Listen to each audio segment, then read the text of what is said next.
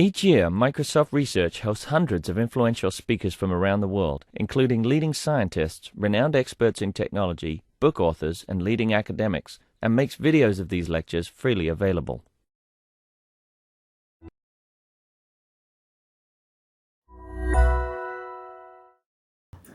All right, everyone, let's get started. I'm really excited today to have a couple of really exciting talks. But before that, I'd like to bring up Jeannette Wing to give an introduction. Thank you, Scott. Scott and I agreed that I would introduce Scott and he would introduce me, so that was Scott. Scott is one of the organizers of this MSR Gender Diversity Lecture Series, and this is the second of 5. And the first one was on implicit bias, and today you're going to hear from 2 phenomenal speakers who have been promoting diversity for all, not just students, for all in computer science. This title especially speaks to my dream of computational thinking for all, so I'm sure Jane will have a lot of comments to speak on that dimension of diversity. I would like to introduce first Jane and then Maria, and then they will speak each for about 45 minutes, and then there's Q&A after each talk. Let me just read the script and then go off script as I read the script. So Jane Margolis is an advocate in ensuring computer science is accessible to all students. She is a senior researcher at UCLA's Graduate School of Education and Information Studies. Her focus of research is social inequities in education, the production of inequality, and how fields become segregated. She is the author of 2 award-winning books on underrepresentation in computer science education. Her 2002 book, Unlocking the Clubhouse, Women in Computing, examines the gender gap in computer science at the college level, and her 2008 book, Stuck in the Shallow End, Education, Race, and Computing, examines the disparities in learning opportunities, especially for low-income African American and Latino students at the high school level. So I have known Jane since we were both at Carnegie Mellon University together. And this is now going off script. And I remember when she and Alan Fisher were writing this book, Unlocking the Clubhouse, because at the time, Carnegie Mellon University's undergraduate program in computer science was very young. Computer science at Carnegie Mellon existed at the PhD level since the mid-'60s. That was never an issue. I think we all know that. But surprisingly, an official undergraduate program in computer science at Carnegie Mellon did not start until 1994. Right. And in 1994, 7% of the undergraduates were female. And through the efforts of people like Alan Fisher and Jane Margolis and Peter Lee, by 2000, we got the percentage up to 39. And since then, it hovered, when there was a dip in enrollments across the country, it hovered around 25, high 20s. But we're back to basically 40%, Carnegie Mellon is. So this is really a phenomenal outlier story that you should ask Jane or me or Peter about offline. So if you haven't read Unlocking the Clubhouse, I highly encourage you to read it. Okay, going back on script. Jane is the principal investigator on several National Science Foundation grants that address this underrepresentation in computer science. These grants have led to the creation of Exploring Computer Science, a nationwide curriculum and teacher professional development program focused on equity and inquiry instruction in computer science learning. Margolis worked for 7 years as one of the first female telephone installers in the San Francisco Bay Area and has a doctorate of education from Harvard Graduate School of Education. So Jane, thank you for being here, and we look forward to what you have to say, especially in your more recent efforts in Los Angeles. Our second speaker today needs no introduction, but I will introduce her anyway. Maria Klawe is passionate about diversity in computer science and Microsoft. She began her tenure as Harvey Mudd College's first female president in 2006 and is on the Microsoft Board of Directors. Prior to joining Harvey Mudd, she served as Dean of Engineering and Professor of Computer Science at Princeton University.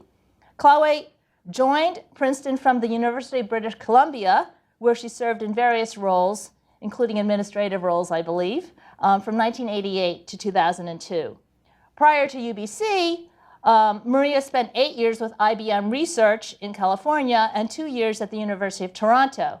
She received her PhD and Bachelors of Science in Mathematics from the University of Alberta.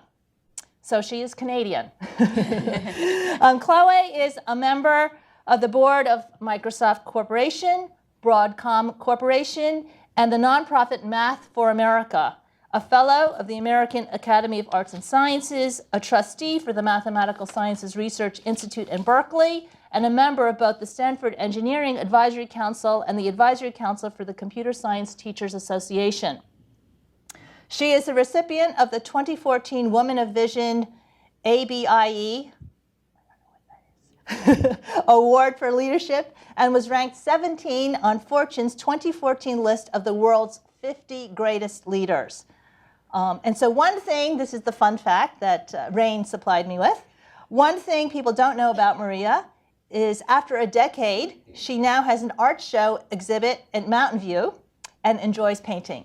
So Maria, thank you for coming. Last night, a group of us had an informal dinner with Maria and Jane there, and it was a lively conversation with Maria starting off by giving us the blow-by-blow detail of the Satya Grace Hopper event. So that was the blow-by-blow behind-the-scenes detail. So, Jane, you're up. Okay, thank you.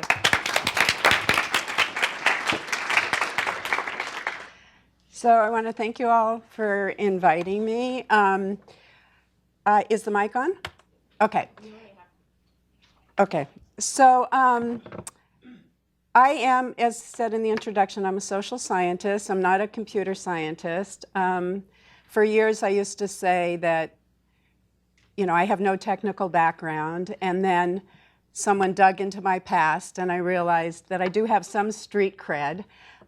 So that I had been, right after college, I got a summer job as a telephone operator, if you remember what those are with the plug-in wires, in the early 70s. And then affirmative action came and said that the phone company had to get women in traditionally male jobs. And so they looked for volunteers, and I volunteered, and I became a telephone installer. And it was a life-shaping event. I did it for 7 years. I loved it. I came from a family that, boys and girls can do everything the same. And then I realized in my early 20s, I never was introduced to tools. I didn't know how to work with tools. I didn't know anything. You know, those phone closets that you open up with the wires, everything. I mean, that was just for geniuses, right? Then I realized it's just color coding. It's no big deal. So that experience was totally shaped my life. I had always wanted to be a teacher or a psychologist. After I did that for 7 years, I ended up going back to graduate school. And my field of interest was on how we get socialized, how fields become segregated, how inequality is maintained and reproduced. And here I am looking at technology. What a better place to look at it. So I did start off at Carnegie Mellon, and it was a wonderful opportunity. I had moved to Pittsburgh. I was teaching in women's studies. And Alan Fisher, who was the dean of the time, was looking for someone to research why there were so few women in computer science. And he was introduced to me as a qualitative researcher. And he actually, and this was really in 1994, for someone, a computer scientist at Carnegie Mellon, to cross the boulevard to the University of Pittsburgh and to say to a feminist, researchers teaching in women's studies, will you help us? Will you become a visiting research scientist at Carnegie Mellon and help us investigate and work together and look at why there's been so few women in computer science? And that was, at the time, remarkable, that he was willing to be that interdisciplinary, put his faith and collaboration energy with a feminist and a qualitative researcher. So we proceeded with collaboration with all the faculty, Alan really leading the charge. I did the research to make changes, and Jeannette referred to them. And it's in the book, Unlocking the Clubhouse.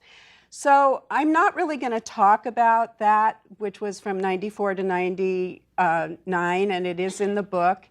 And a lot of what we found is being carried on, and I'm assuming that Maria is going to talk about all the changes that are happening at Harvey Mudd. But I do want to talk about some reflections. And the lessons that I really learned in looking back on it is the value of interdisciplinary perspectives when you're tackling this issue of underrepresentation, and that change really needs insiders with political will and commitment. And the work never could have been done if there hadn't been Alan Fisher, who was the dean at the time, who was determined to look at this problem and to not just have it be a research report sitting on the shelf, but was going to take action and was going to do something about it. There's one thing about doing the research, and there's the other thing about actually changing the culture and changing the system. But I also learned something else, and that increasing gender diversity does not automatically increase racial diversity. And at the time, there was in that period, there was 4 African-American students. And over the 4 years that we were researching them, 2 of them dropped out. And that was kind of equal to the lack of retention for women, but it was more extreme, it was 50%. And the issues were ranged from feeling isolated, not fitting in, a real cultural difference, feeling insensitivity. As women were saying things like, you're only here because you're a girl. Think of the pressure that was being felt on these 4 African-American students. And then the other issues also was 2 of the students came from not top high schools and did not have the sort of the preparation and the scaffolding that was really necessary to sit shoulder to shoulder with other people that came from the very top schools, had been programming since they were 8 years old or whatever. And so they felt that they didn't belong and were not getting the proper supports. And so even while over that 4-year period of time, when we went from 7% to 39% females, there was not a commensurate increase in racial diversity around African Americans and Latinos. And that experience really, I remember saying to Alan, if this young lady, which was one of the African American students, if she doesn't make it through this program, I'm quitting. And she didn't make it. I didn't quit. But I did, when that program was over, commit myself and my next period of work to looking at the question of why are so few African American, Latinos, and female students learning computer science. And I had the good fortune, bad fortune, or whatever, to move to Los Angeles, and I did get an NSF grant to do a large longitudinal research study in the high schools to look at what was happening in terms of education in LA public high schools, which are mostly low-income students, free and reduced lunch, and largely a Latino population, reflecting the population in the city as well. And just so you know that the bachelor's degrees, this was in 2011, 2012, African Americans 4.6, Hispanics 6. This is nationwide, 6.5, Asians 15%, white 64%. And if you look at California, AP computer science participation, in California, where African Americans are 7% of the student body, just 8 females have taken the AP Computer Science test. We're taking the AP Computer Science in 2012, and Latinos, 52% of California students, but only 49 females. And AP Computer Science is one of the least diverse courses there is, and one of the lowest enrollments as well. But it's an indicator of how the education is not happening prior to college.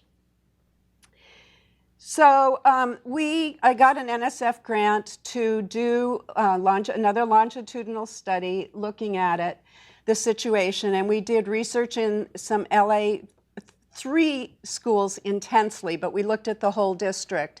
And the findings are reported in this book, Stuck in the Shallow End, Education, Race, and Computing. We interviewed students. We did observations of classrooms. We interviewed principals, counselors, administrators, intensely observed what was going on in the schools.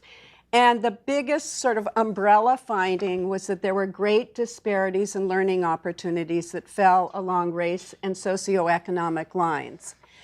So that in schools with high numbers of African American and Latino kids, what was called computer science, when you looked at it, it was really keyboarding.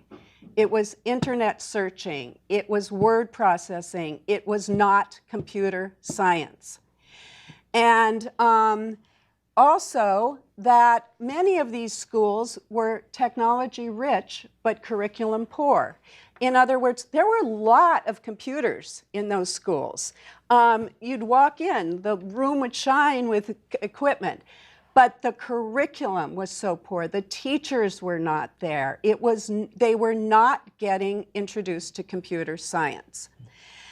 And in the schools that there was a pathway of courses, we did interview in an African American school, a mostly Latino school, and then a school in the white wealthy part of Los Angeles, but 2/3 of the kids travel there from 101 different zip codes around the city because in search of a good education. And they did have a full pipeline of computer sciences courses.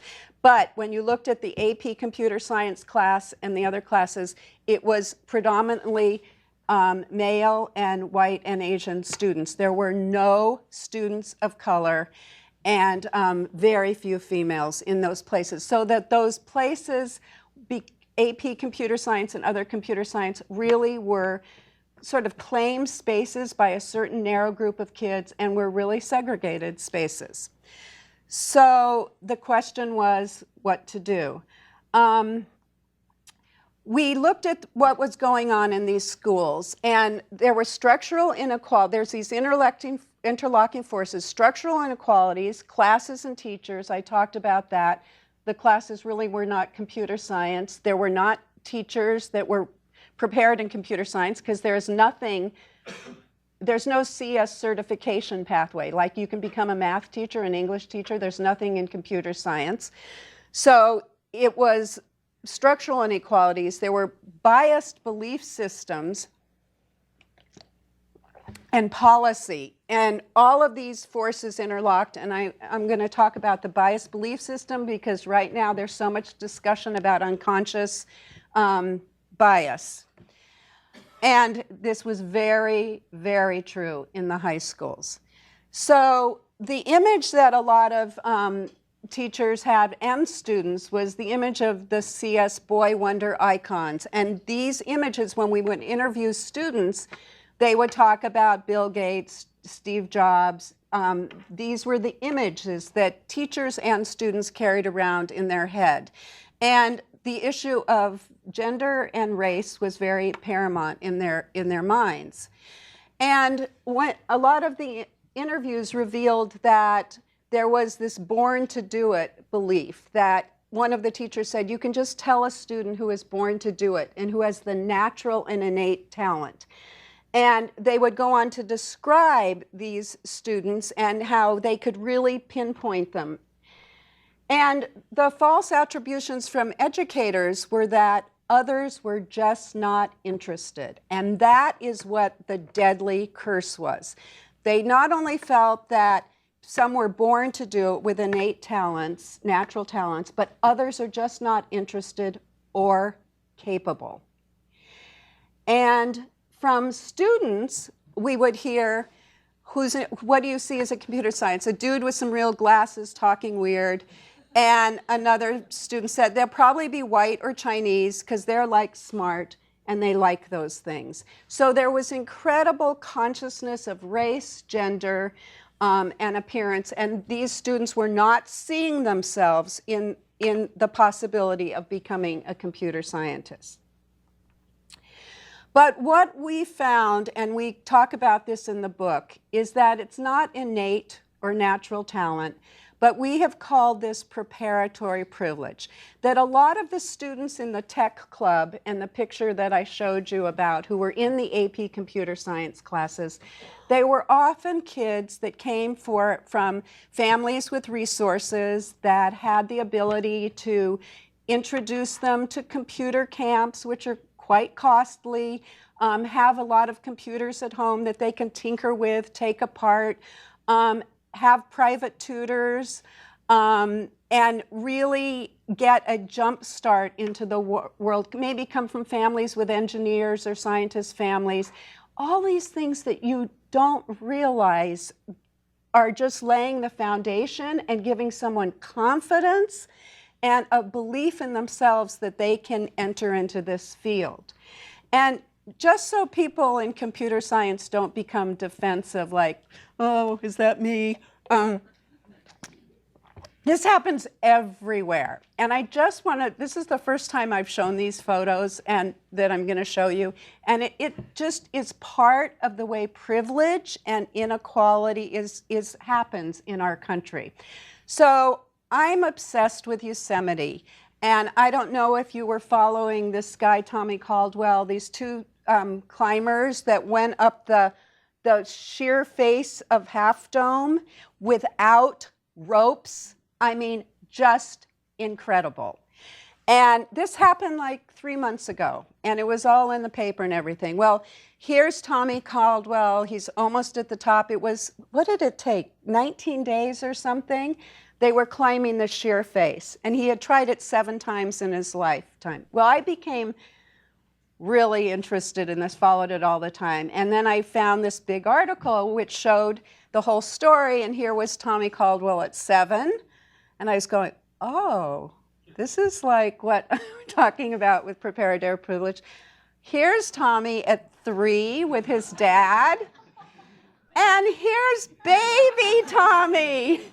And it's the whole family. Mom, dad, and uncle are all really big rock climbers. And just basically, they talked about him. They put him on the rocks when he was a baby, and he's been doing it. Now, there's probably a lot of people that as a baby are put in front of computers or sent to computer camps or put on the rocks, and they don't go on to be Tommy Caldwell and climb up the sharp face. But I am concerned that so many kids who could develop this potential in becoming Tommy Caldwells and who could really get into rock climbing or into computer science, who don't have that scaffolding, who don't have that preparatory privilege, what are we doing about that? And what can we do about that?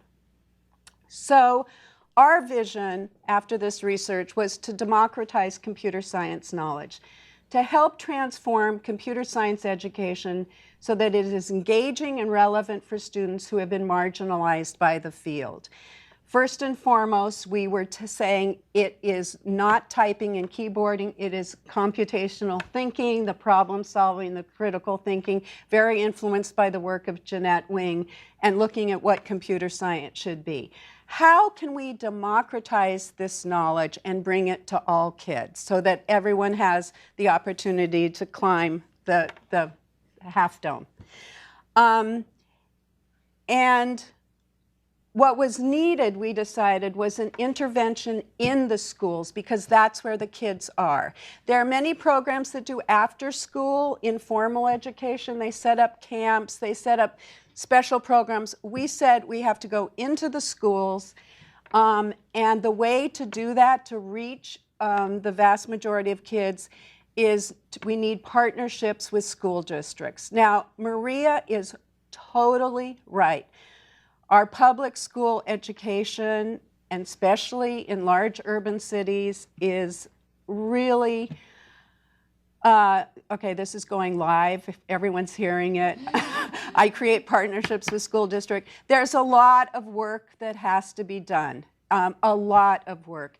And from the micro issues of just trash in the hallways to macro issues of the education that's being delivered. I mean, so many messages are giving to kids that they cannot do it or is not worth it.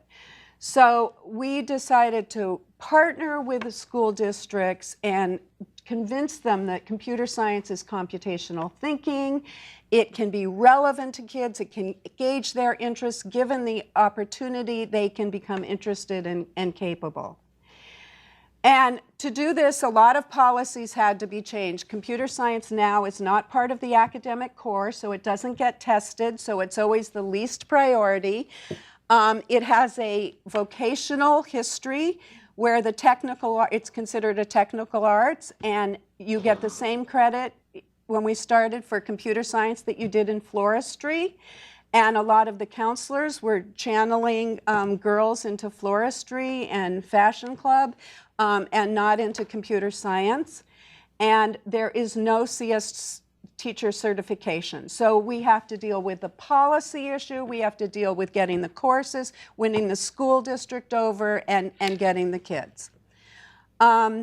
We created this course, Exploring Computer Science, with computational thinking at its core. We wanted to introduce kids to the breadth of computer science. It's hands-on, inquiry-based.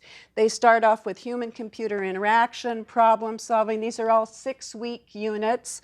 Web design, introduction through programming through Scratch, computing and data analysis, and robotics. And I was just telling someone that these modules they're 6-week modules, and we're getting people now to write them on cybersecurity, and we just got a grant with Yasmin Kafai at University of Pennsylvania to do an e-textile unit, and which our dream is that we'd have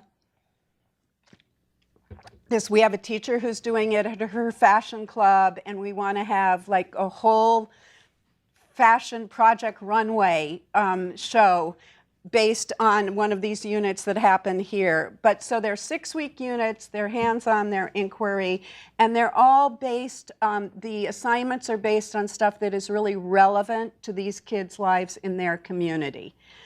So it's called culturally relevant pedagogy, where examples and assignments are sort of to solve problems that are important for their community and to show how computer science can be relevant.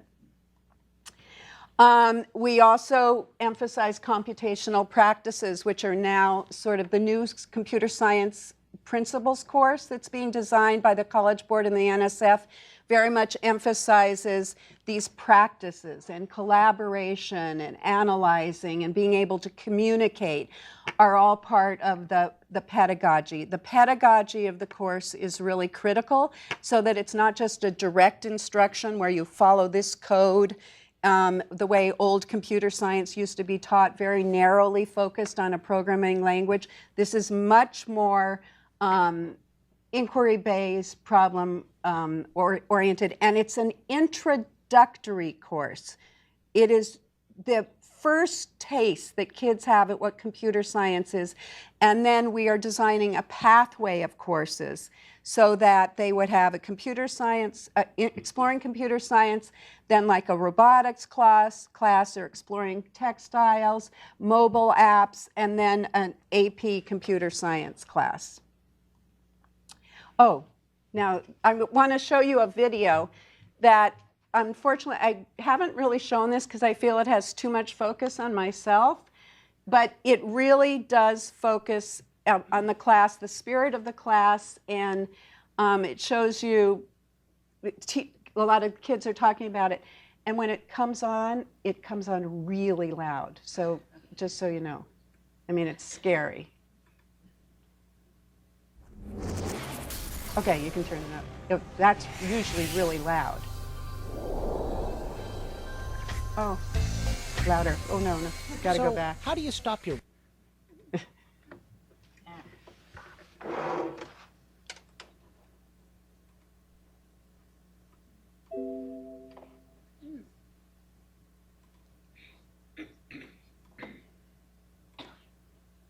robot from going in circles?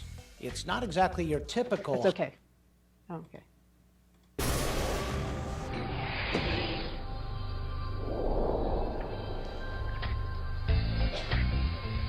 So, how do you stop your robot from going in circles? It's not exactly your typical high school problem. So we're supposed to, like, make it turn in a square? Programming robots is just one of the challenges the students take on in this Exploring Computer Science, or ECS class, in Los Angeles. There were great disparities in opportunities in computer science that fell along race and socioeconomic lines. With support from the National Science Foundation, education researcher Jane Margolis investigated why so few girls and underrepresented minorities are learning computer science. She and her team at UCLA developed ECS to reverse that trend. It's for getting kids to understand the problem solving that is at the heart of computer science. What do we have to do in order to make it correct? What do we have to try? ECS is tailored to spark the interest of all kids, but especially a diverse mix of kids living in low-income areas. My family, we were really poor when we came here. This class has helped a lot because it's not only is it computers, but it's also career focused. The curriculum encourages hands-on learning. The kids are let loose to explore and are really encouraged to collaborate with each other, to brainstorm together, to work together to solve the problem, and to be creative. Like squaring away that robot. It gets complicated because, like, you know, you have to get the codes right. So, you know, if you miss one little thing, it's like, you know, it's all wrong. So you have to be very careful also. Students learn how to think about problems, to create and use technology to express themselves. This is my robot named Bombay. I'm just programming it to do music since I'm a musician myself. This class is amazing. I can never stop learning. Teacher development is a critical part of making ECS a success in the classroom. Here's the challenge right now. Because if all you're doing is following directions, your job's going to be automated. It's going to be a low-skill job that's probably going to go away. So we need to learn how to be thinkers. We need to learn how to be problem solvers. We need to learn how to ask questions because that's where the jobs will be. ECS is having a real impact. Joshua Ortiz took the course and is now working full-time for the web-based company Edlio. Oh, it's great. I mean, it's pretty much been the best opportunity I've ever had. I mean, I wouldn't be anywhere even close to here or where I am in life today if it wasn't for that program. ECS is now being taught in schools across the U.S. Thanks to Margolis' research, this curriculum is introducing more kids to the creative possibilities in computer science. For Science Nation, I'm Miles O'Brien. Okay, so that sort of gives you a sense of kids' engagement and what we're trying to do. So teachers and pedagogy are really key. To have this curriculum, you just can't put a curriculum into the schools, but you have to sort of rework with teachers because there is no computer science teacher, so they're usually math or science teachers or business, and so they have to learn content, but also pedagogy, and they have to make the transition from being sort of direct instructions, the way they've been taught, to more inquiry-based instruction, which is very challenging for many of the teachers. So we meet with them in the summer, we meet with them throughout the year, and we have coaches that visit the classrooms. And we're pretty proud of, in Los Angeles, what our results have been. We have, the district is 72% Latino, and we have 75% of the students are Latino, and 45% of the students are girls. That is pretty unheard of in terms of high school enrollment in computer science. This figure shows you that the blue bar is the numbers of enrollments in AP computer science from 2007 and 8 when we started to 2012. And the red bar is the rise of the enrollment in our course. And the whole key is to assure that there is another pathway of students to follow after they take this introductory course so that they continue getting this education and experience. The student impact is that we do student surveys pre and post. Every year, their interest in computer science has increased significantly. Their attitudes and beliefs about growth theory, in other words, do you believe that this is an innate talent, or do you believe that with experience you can do it, have also grown significantly. The perceived learning about all the different topics and their persistence has also grown. And the interesting thing is the gender differences have decreased, so that in the beginning of the course, when we ask students about their confidence in taking this course, about what they know, what they don't know, and then we do it at the end of the course, the gender differences have decreased dramatically. So our course is spread nationwide. It started in LA, but it is now, the Chicago Public Schools have adopted it as required in the public schools. The spread of it is because of the NSF and code.org. And I know Microsoft has been a partner of code.org. And we are trying to create partnerships in all the major school districts. We also have them in places like Utah. It's starting here in Seattle, a small course, and also in Spokane. You can see that the South is really a place where it is not at this point, and that's my new mission, is to get us into the South. And we had the first bite from Alabama and Mississippi. Hopefully when I show you this map a year from now, it'll be filled up even more.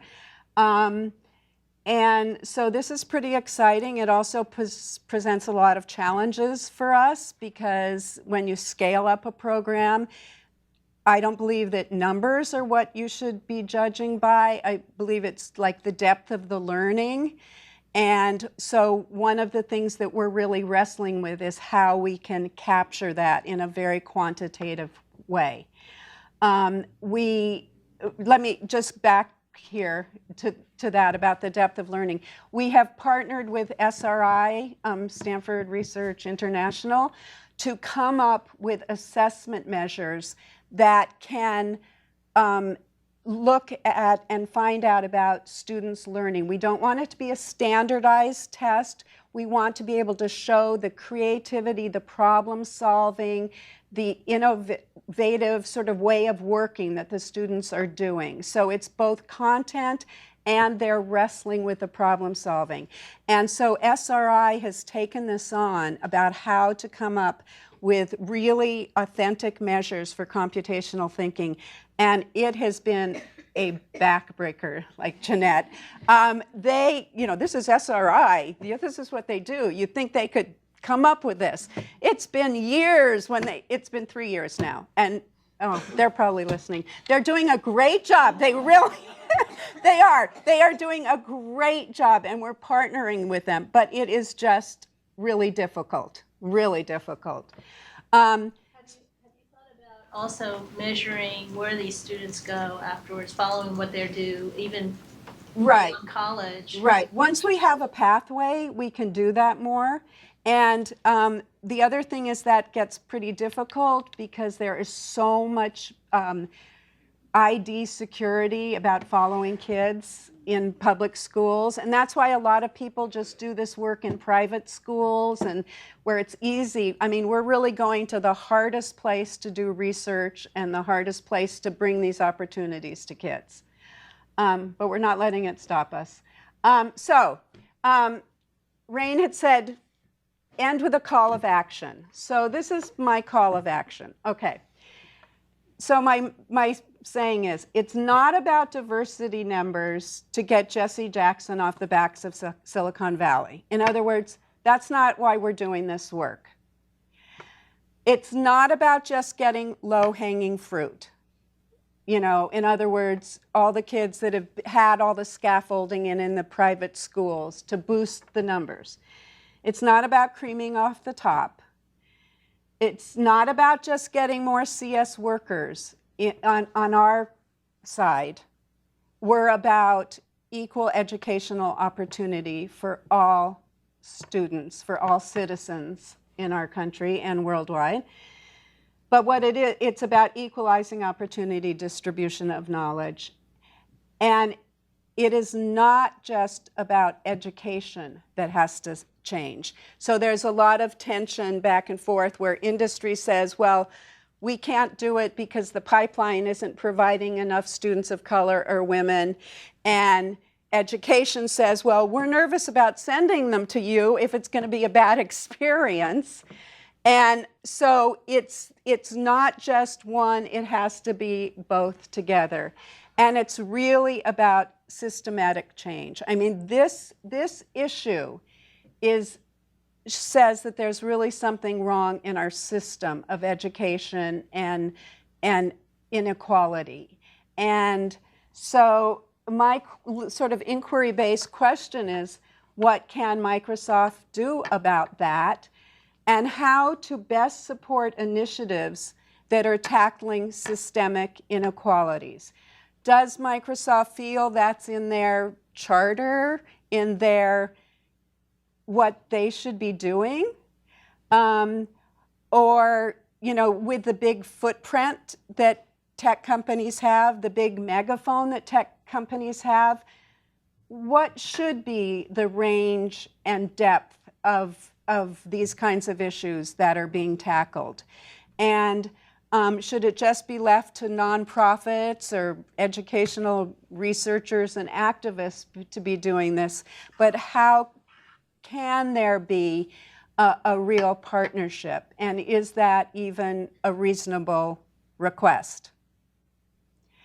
So our message is that we believe in building talent, not just identifying talent.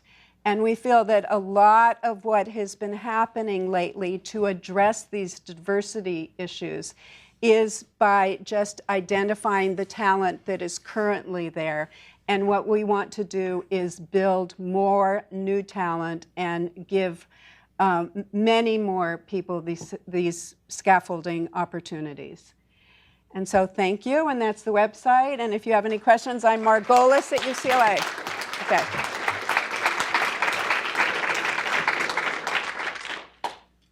Do we take questions now or after? Yes. Okay. We can take 10 minutes of questions, and then we'll do some more at the end. Let me get a microphone. Does someone want to call, or should I call? Should I call? Yeah. Okay. Yes. So I'm curious to hear about your thought on sort of introducing computer science in earlier to children, like elementary school students. Yeah. You mentioned code.org. So I've been volunteering at my daughter's school, and code.org has been wonderful. They have curriculum for these lower elementary children.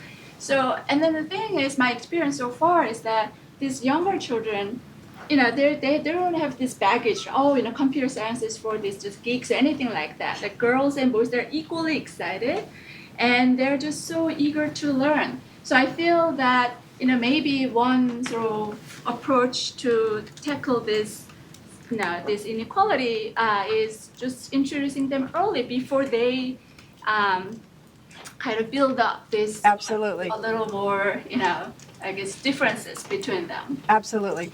So we do we're doing the high school now, but it's really clear that it has to be middle school, because that's where the huge gender divide occurs often, and that's where kids sort of make up their minds if they are a science person or a math person. So middle school is really important. So that's sort of what has to be done also.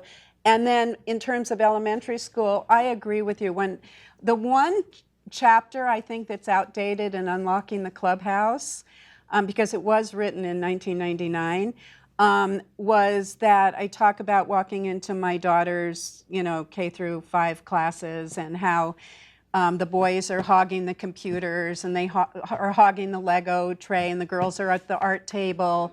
And now, I mean, it's been such a dramatic shift since 1995.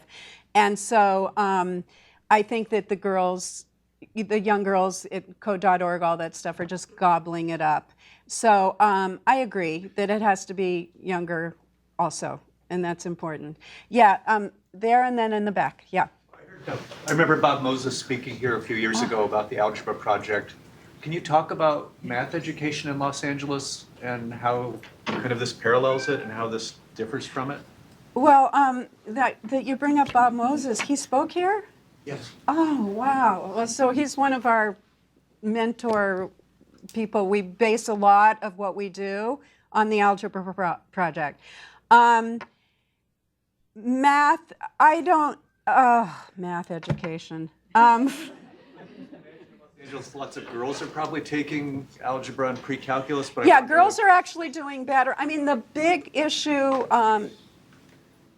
actually, students are at the top often in math. It's African American boys. The whole racial thing affects who does well in the math and sciences and who does well in high school. So, with the new Common Core and everything, math is going through a whole new reorganization. I can't really comment on it, but Maria, yeah. Because, so we have a program called Math for America in LA, and we have about 80 teachers involved in it. And the bottom line is that if you look across the LAUSD school district, about 3% of the students are scoring at advanced on average in the schools, and something like maybe 15% are scoring at proficient, and so that means that more than 80% are not scoring at an appropriate level. It is awful, and most people who are not low income are sending their kids to private schools because the LAUSD schools are so problematic. So, I would just say, it's something Math for America in LA is definitely working on, but it's hard. Yeah, math is one of the top priorities for LAUSD because a lot of kids drop out on Algebra 2. They can't complete Algebra 2. So everything that we do when we were trying to create the partnership was, is what you're going to do affect Algebra 2? Is what you're going to do affect Algebra 2? So actually, we had a spin-off project called Mobilize, in which kids are using cell phones to collect data, and it's really a data science course. And out of that course came introduction. Deborah Estrin, if you know her, she was a partner with us, and the people in statistics, and they collect all this data, and then they learn how to analyze data and represent it. And then the course just got, the LAUSD just said that kids can take that course, and the University of California gave it college preparatory status instead of Algebra 2. And it's really, the content is way higher than what they were doing in Algebra 2. It's really an exciting course. So we're trying to, also we're now working on a STEM plus C grant, which is to bring computer science into STEM and have it be more engaging for the kids. But math is just, it's a mess, yeah. So this is really inspiring. Back when I was at Texas, we had a program called First Bites. Can you speak up? Sure. We had a program called First Bites at UT Austin, which tried to bring girls from underrepresented high schools and get them interested in computing, and they do a summer camp at the university and come back year after year. And what we observed, one problem we saw is that a number of them we actually got to the university to become CS majors because Texas admits the top 10% from every high school automatically. So they're just in the university, they were in the program. And it was like throwing them into a Shark Tank. right? They just get brought into a program surrounded by people with preparatory privilege. And it was almost worse than if we had done nothing at all. Because they just got in there, they didn't have the math preparation from their high schools wasn't as good, and unless somebody sort of found them and mentored them while they were flailing, they would drop out in the first year. Absolutely. And I'm sure you've seen this, but we had firsthand experience with it, and it was really, really, really tough. Yeah. So, if we were going to do anything here, it would be great to get kids for a long program between high school and college that had maybe gone through your program, and just really stuff them with as much stuff as possible before they go off to do this. Right, right. And that is no one should be tossed into the shark tank ever. And that is one of the things that we're wrestling with, needing for a pathway. So it's not just one course and then kids think, oh, I can do computer science and apply to college, but a real solid foundation. But also, I don't know if you know about the Posse Foundation, but it's an amazing organization that they found that the research, if you send 1 or 2 students of color that maybe have not gone to the best schools, that they will drop out and leave. And so they now are recruiting kids in posses so that they go from a school district and they will go to this college as a group, and they meet with each other, they give each other support, they have mentors, advisors, and really need that. But you have raised a really, really serious question. Yeah. It's somewhat related there. One of the points of failure that you mentioned earlier on is the sense of not belonging. Yeah. And it's somewhat related to the discussion that we just had. I was wondering, have you done more research into that in building all the work that you've done, phenomenal work? Have you done more research into that phenomena of this sense of not belonging that I'm not sure if it crosses all the diversity, but it absolutely hits the gender diversity that we're experiencing in our workplace as well? It's a big question. I think the sense of not belonging is kind of the key thing. Identity, issues of identity, how you have thought of yourself, where you feel you can fit. Do you have a mentor? Do you have a role model? Do you have a posse? Is there a women's organization, an African American, Latino computer science organization? How do you feel surrounded, or do you feel alone? I mean, so a sense of belonging is really key. Like when at Carnegie Mellon, one girl said, I just don't have the background that all these people have, or they feel like I don't dream in code, everyone else here dreams in code. And it's sort of, what are the norms and standards that are set from the top about what you're supposed to be like to be in computer science, and how do all those unconscious biases, oh, you didn't go to MIT, you didn't go to Harvard, you mean you went to, Spelman College? Oh, talk about,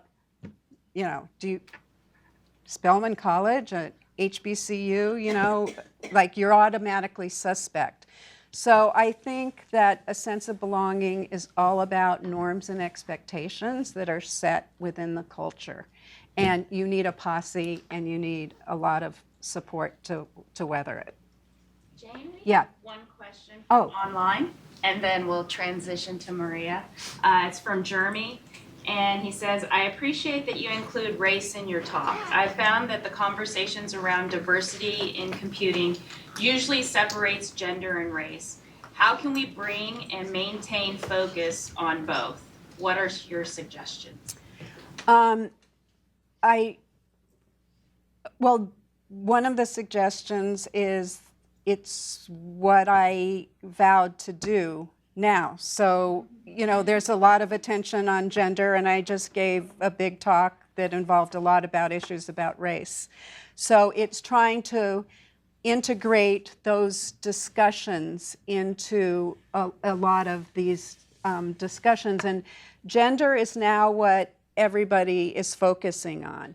and in the media. You hear a lot about media. And so there's a growing number of people that are talking about what's called in academia intersectionality, so that what works for white women, white middle-class women, that sense of belonging can be very different from a student of color. And so it's just always trying to raise these issues and think about, as a researcher, is what you're doing applied across race and socioeconomics as well as gender. So thank you all very much.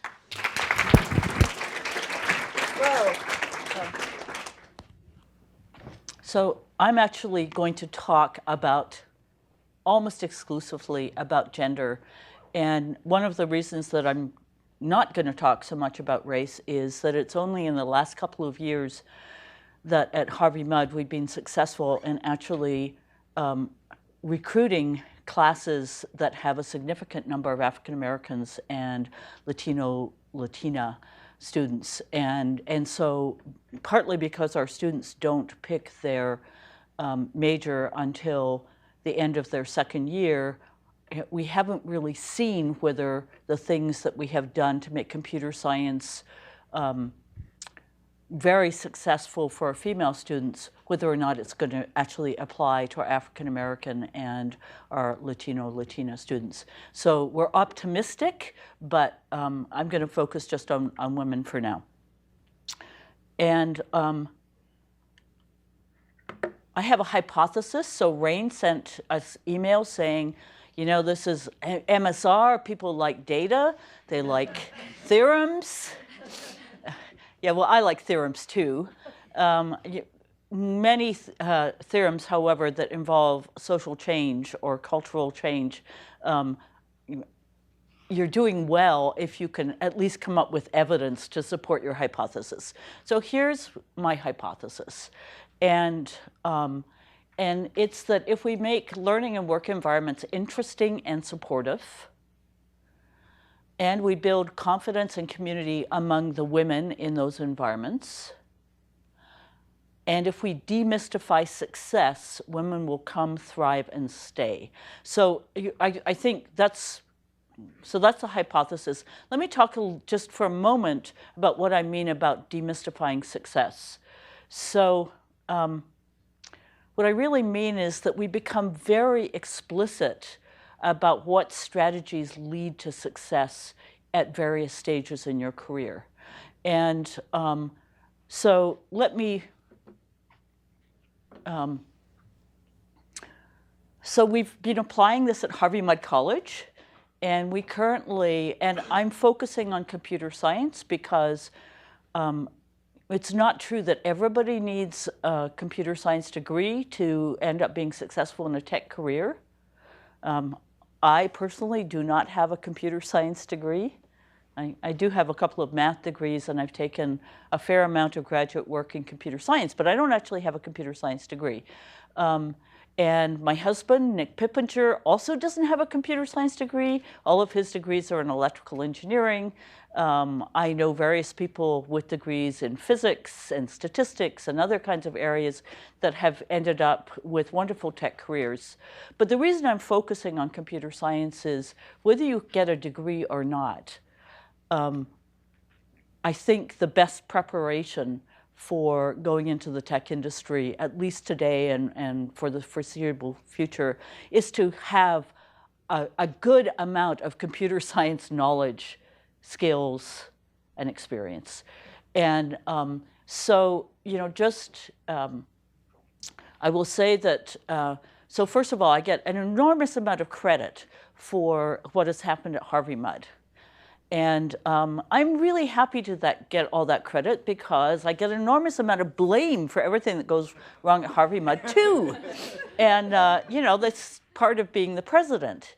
And, but particularly for what has happened with students at Harvey Mudd, if this is the whole amount of credit to go around, I deserve this amount. Now, you know, probably the most surprising thing that has happened in my career so far was getting listed on Fortune's list of the 50 greatest leaders in the world, and coming in at number 17 right after Jack Ma. And Angelina Jolie was number 21. It's the first time I've done something my daughter thought was impressive. Beating Angelina Jolie. And I wrote back to her and I said, so Sasha's, she's 30. She's going to graduate from Harvard Law School. She doesn't want to be a lawyer. She wants to do international diplomacy. She's looks like she's going to work for this NGO that does the background mediation in peace processes. And she's probably going to be in Nairobi next year, working in Sudan, Nigeria, Central African Republic, and Mali. I mean, a mother's dream, right? But anyhow, Sasha was impressed by that. But I know why I was on that list. And the reason why I was on that list is, just as Jane said, there's a lot of attention on gender and technology right now. And they wanted to have somebody on that list. And I get to be the poster child for somebody on that list. So here I am. But it is, so we are at roughly 40% of our CS majors being female, and have been there for, I guess, about 5 years now. And I'll talk about how we got there. And I do want to say that, so there's two places that actually started working on this issue about women in undergraduate CS majors at the same time. One was Carnegie Mellon, the other one was the University of British Columbia. And what I will say is very different institutions, large public Canadian, elite, somewhat smaller, very different access paths into the majors at the different institutions for very different kinds of things, but very similar approaches in terms of what ended up being successful. And one of the things I want to say is that our faculty, a year before I was even approached about being a candidate for president, started doing research on places that had made progress, and read Unlocking the Clubhouse, and read some of the papers that came out of UBC, and also stuff from Georgia Tech and other kinds of places, people that had been working on it. So, now why did they do that? Because they're scientists. And if you want to solve a problem, you read the literature first, so that you don't start from scratch, and they did. But, even more impressive is that 40% of our computer science faculty are female. And I don't know of another institution where that is true. And in fact, 40% of all of our faculty are female. We're a science and engineering school, so it's not that we're, and they're pretty evenly divided across disciplines. But the evidence that I'm going to start with, first of all, is not about Harvey Mudd, because I want to say Harvey Mudd, so it's an interesting lab for experimentation. It's tiny. It has a particular focus. And we're now trying to see whether some of the things that happen at Mudd and also happen at Carnegie Mellon and Cal Poly SLO and the University of Washington, the University of British Columbia, and so on, we're trying to see whether we can actually replicate that at a number of institutions across the country with funding, let me say, from Microsoft and Google and Facebook and Intel. But I'm going to start with something else. I'm going to start with the Computing Research Association's Committee on the Status of Women, known as CRAW. I have been known to call it CRAW. They don't necessarily like being called CRAW, but the Computing Research Association, it's a very useful association for all kinds of reasons. Virtually every PhD granting department in the US in computer science, and many in computer engineering and in information sciences, belong to CRA. And about 80% of the departments, sometimes more, sometimes a little bit less, participate in a survey every year called the Talby Survey. And that provides the best data that I know of in terms of the percent in gender. They also do racial, foreign students, all kinds of things. They collect that data every year. And it's a very useful collection of data to look at what is happening. And so in 1990, the first female was elected to the board of the Computing Research Association. Computing Research Association had been, I think, had a board for 20 years, and no women had been elected. I was that woman.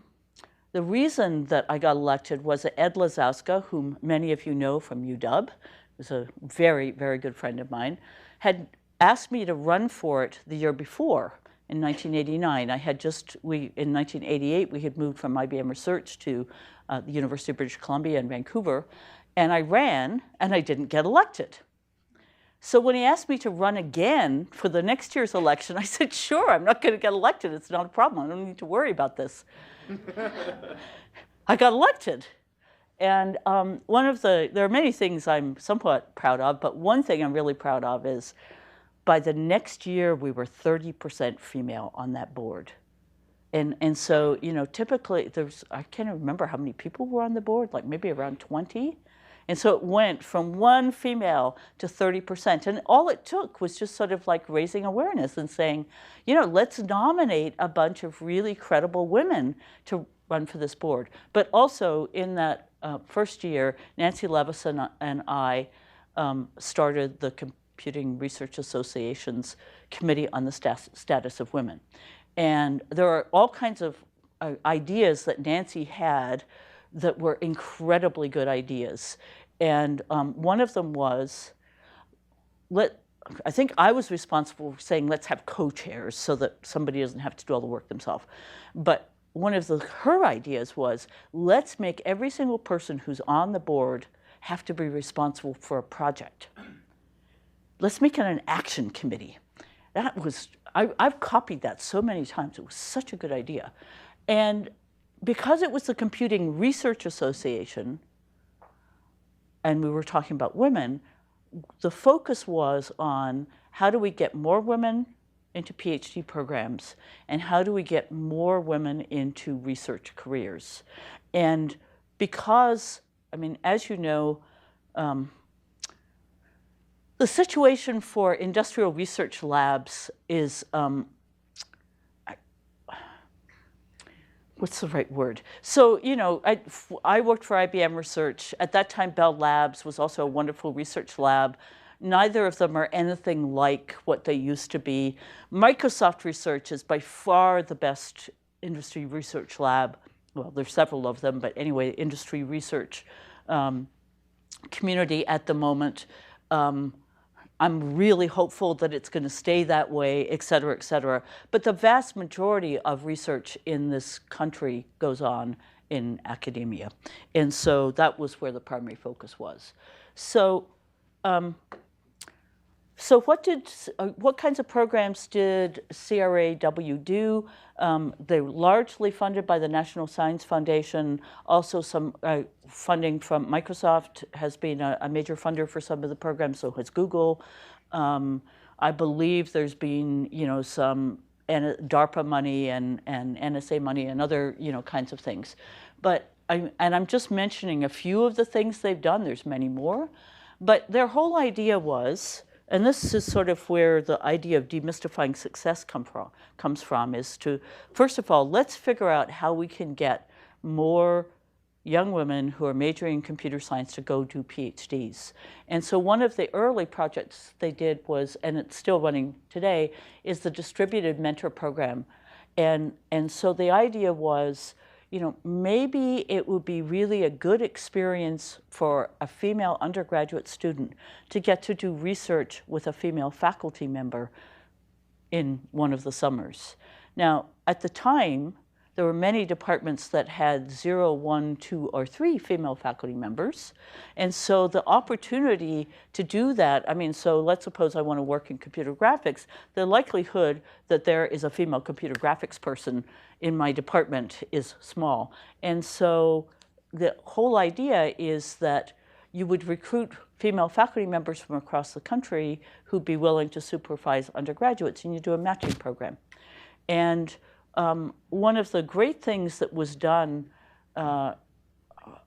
led by Ann Condon, who was in charge of the distributed mentor program at the time was they did, with help from some faculty at the University of Wisconsin at Madison, they did a very detailed study that looked at the impact in terms of a longitudinal study of the likelihood that participants in the DMP program would go on to graduate school in computer science versus unequally matched in other kinds of ways. And they showed there was a very significant increase in the likelihood of going on to graduate programs. Another thing that CRAW did is take, say, a cohort, and you were one of them, right, of about 250 students, PhD students in a year, and basically take them from institutions all across the country and bring them together, I think, once a year, so that they would actually have a chance to bond, because you might be the only female PhD student in your research group. In fact, you know, at some institutions, some of the quote-unquote more elite institutions, you know, the percentage of graduate students in PhD programs who was female was quite low, and so you could feel very isolated. But if you get a chance to bond and get a lot of mentoring and exposure to all different kinds of things, you'd be more likely to persist and graduate. In the very early days of CRAW, and they persist still, there were these workshops that were put around major research conferences, maybe the day before or the day after, where essentially it's a day-long program, and you're going to find out, you know, how to get an academic job, the interview process, the application process, getting reference letters, getting your research started, getting a research grant, getting your teaching started, coping with all of the, you know, the first time you get an academic position, there's so many balls to juggle in the air. How are you going to do that? And the very first one that was done was for women only, and then it was realized, you know, there are a lot of young men who need this as well. And so, and, you know, I remember that one of the most memorable ones was I was watching a panel with 3 women on it, and they were talking about, you know, basically how they organized their life, how they managed to get things done in time. And one person said, well, I never start working on something until the appropriate number of hours before the deadline, so I won't spend more than what I want to spend on getting that done. Okay, that wouldn't work for me because I would be stressed out. So then the next person goes, well, actually, I start working on something as soon as I possibly can, because I'm not going to stress it, and I just make sure that once I finish it, I don't go back to it. And then the third person said, and this was my favorite, she said, well, what I do when I'm feeling totally overwhelmed is I sort my sock drawer. Because it's small, it's doable, and it gets rid of the stress. I get it all organized, and then I feel it's much easier to go back and organize everything else in my life. And I just sort of like, listening to this, I'm going like, wow, those are all really interesting strategies. But it's what I mean about demystifying success, is really, you know, thinking about, and similarly, people talked about how they got their teaching organized, how they got their research organized, all those kinds of things. Just very down to earth, straightforward advice. Okay. Similarly, there have been workshops around the tenure process, around promotion to full professor, and none of this is rocket science. I remember, I love that Alan Fisher, when he gives talks about, you know, getting more women into computer science, you know, making life easier and providing support and information, encouragement. It's not rocket science. Everybody can do it. Well, actually, we could probably all do rocket science because we're really smart and we understand computer science, but we can make a difference. So here's I put together this table yesterday afternoon, and so I'm going to do it. So this is from the Tolby data, like it says that. It shows you the percentage of bachelor's degrees that went to women over a certain number of years, PhD degrees that went to women. The the percentage of new faculty hired that were female, the percentage of the existing faculty and assistant professor positions that were female, the percentage of the associate professors who were female, and the percentage of the full professors who were female. Okay, so this is a ton of numbers, so I'm going to sort of walk you through, but I put it together because there's a lot of information hidden in this matrix of numbers. Okay, so first of all, compare these two columns, and you will see that back in 2002, the reason I did 2002 rather than 2000 was that was the earliest that you could easily get the data. So I figured that was far enough back. So look at, it's close to 20% of the bachelor's degrees are going to women. And the percentage of PhDs that are going to women are just a little bit lower than that, okay? Now look what happens from 2008 through 2013. 2013 is the most recent available. Okay, the number has gone way down, and it's running between about 11% and about 14%. All right? Look at what's happening at the PhDs. It's staying up there. Now, I mean, you're starting to see it fall off a little bit, and you know, that's not surprising because it takes about between 5 and 7 years to get a PhD after you get your bachelor's degree, assuming that you went right to get your PhD, which not everybody does. And so I think we're starting to see the lower numbers of women in bachelor's degree programs starting to play here. But, you know, to me, it's absolutely stunning that, you know, for the last 6 years, there's significant higher percentage of PhDs going to women than bachelor's degrees. And I could have shown you master's degrees, but the point I'm trying to make here is the CRAW programs, and I haven't been on CRAW for 22 years now, so I mean, this is all of a lot of other people's work that I'm pointing at. So now look at between PhDs and new faculty hired, okay? Computer science is one of the few disciplines that is hiring faculty, female faculty, at a higher rate than the PhD production, okay? Physics is also doing that. Chemistry and biology, forget it. Now, there's at least one thing that's going on here that helps, and that's that you don't have to do a postdoc before you get hired as a computer science faculty member. Not entirely true during the recession years of 2008 and 2009. But, you know, it's very impressive. They have been hiring, you know, between 21% of their new faculty and 26% of the new faculty.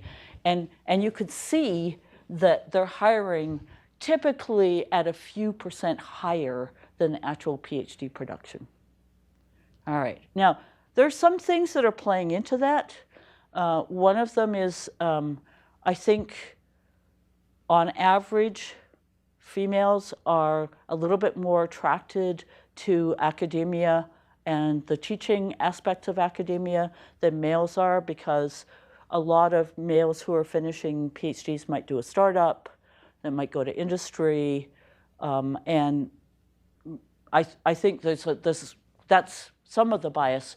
But there's also a bias that computer science departments are saying, just as Microsoft and many of the other tech companies are saying, we would like a more gender-balanced computer science department among our faculty because we think it would be better for everyone.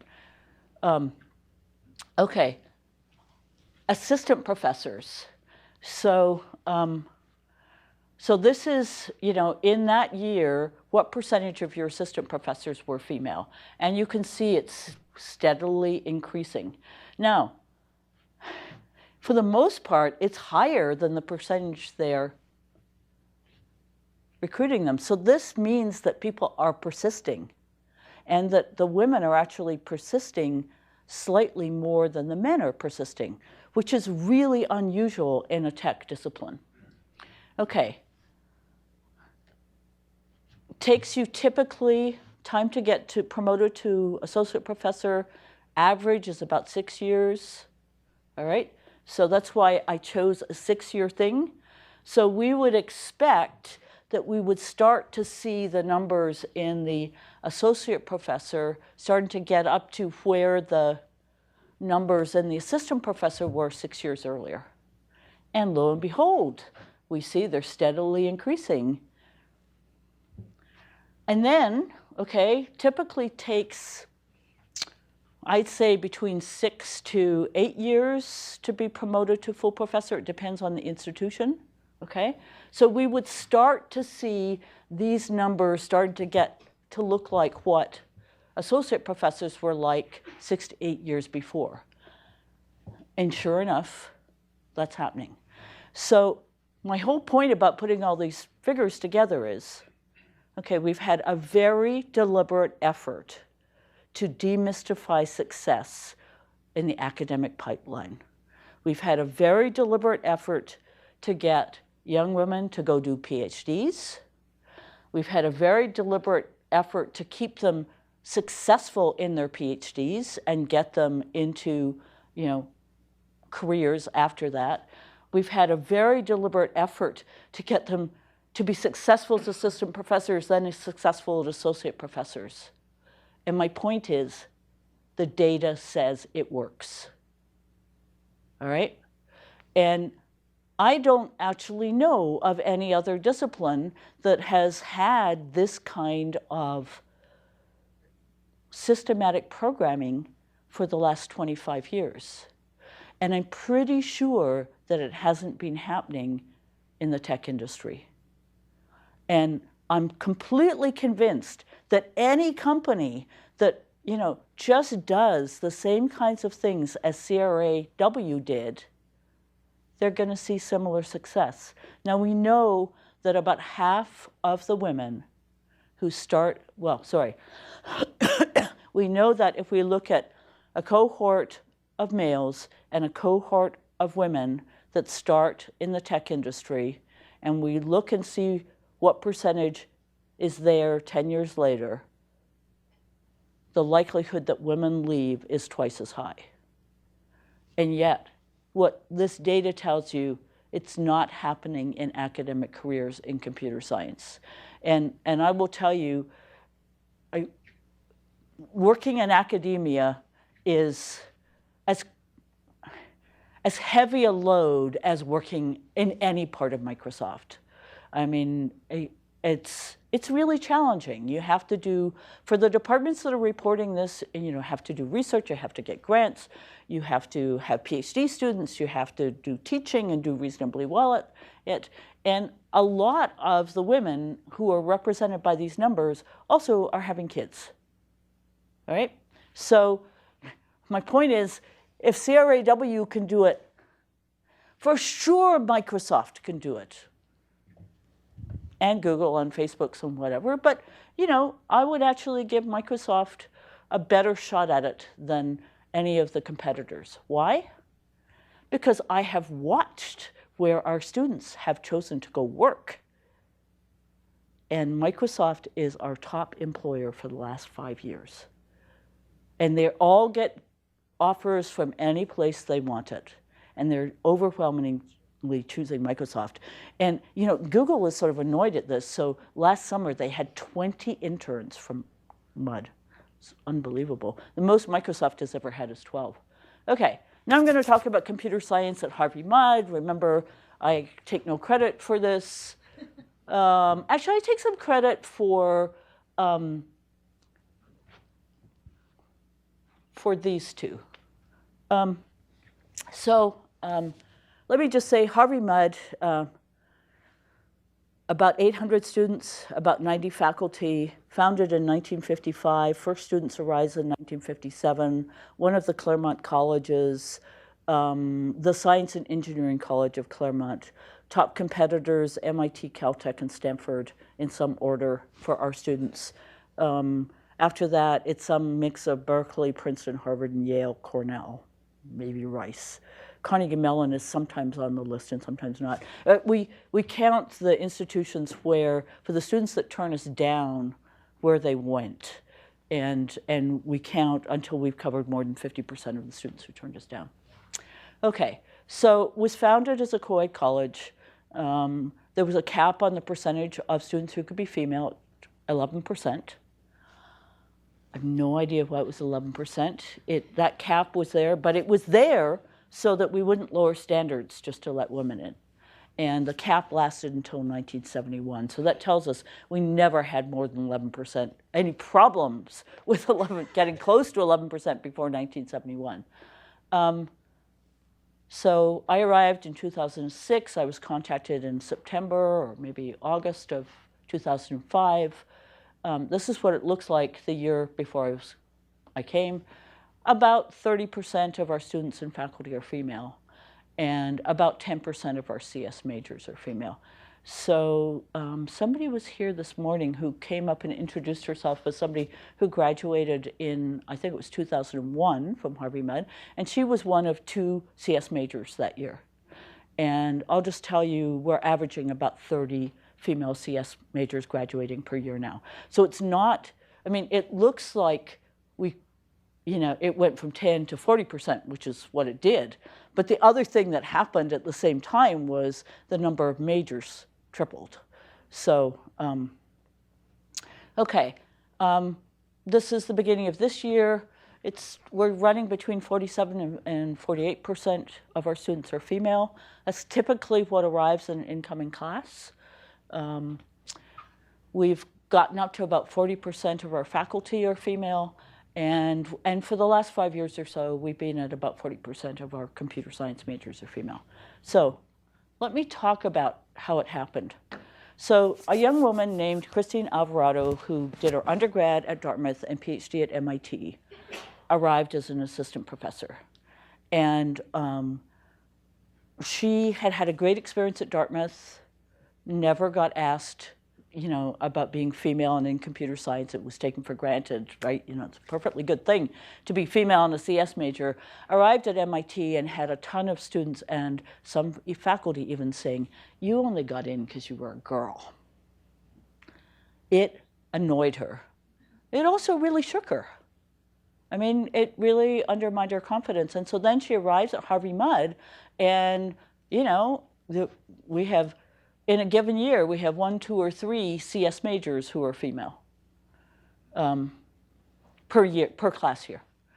And she sort of goes, we got to be able to do something about this. So as I said, they went and they read the literature. And so the very first thing they did was, they had one really big advantage is that every student has to take a computer science class in their first semester. It's not the only course they have to take. In the first 3 semesters, they're all taking a ton of math, physics, chemistry.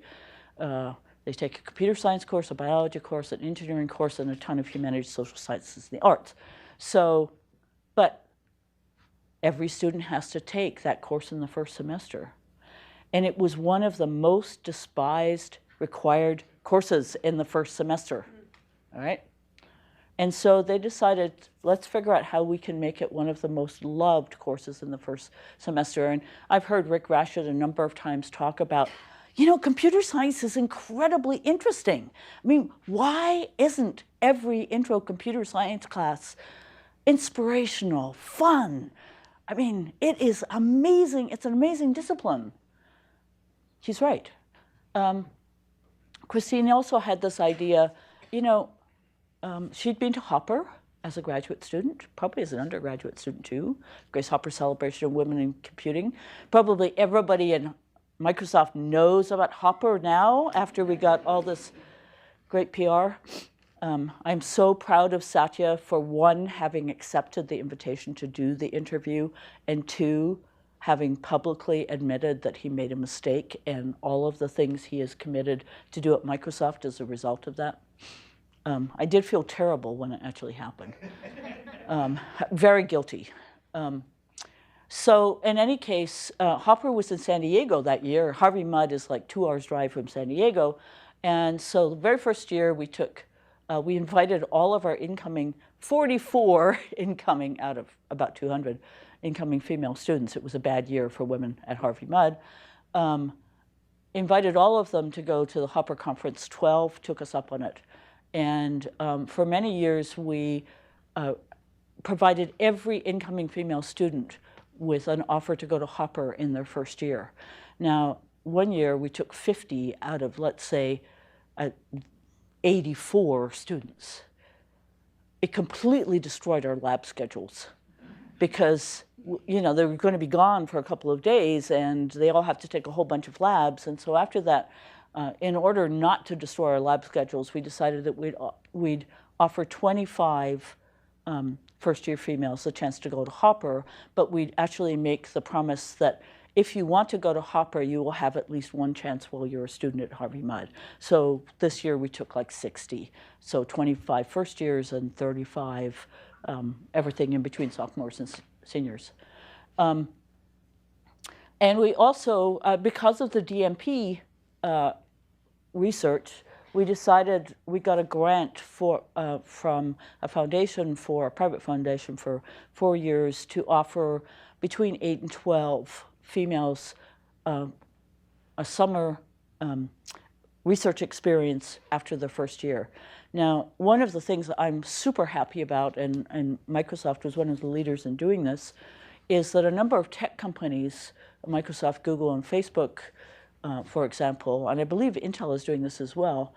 I've certainly given a talk recommending this at Intel as well as at all the other companies, starting an early internship program because it's an incredibly good time to inspire students.